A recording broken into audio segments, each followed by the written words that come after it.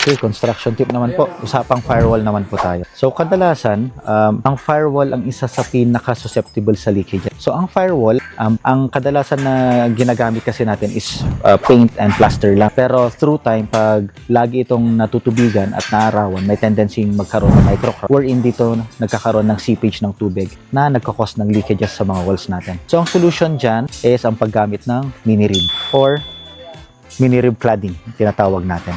So, dito sa project natin na to, nirecommend natin sa client yung pros and cons ng paggamit ng mini-rib. So, ito nirecommend natin since may firewall siya and very exposed yung firewall. Nag-recommend tayo na gumamit tayo ng mini-rib cladding. So, this is basically a roof cladding lang. Mas malapit lang yung spacing niya na ilagay natin sa pader to protect it from the sun, and from rain para hindi mag-seep and mag-crack yung wall.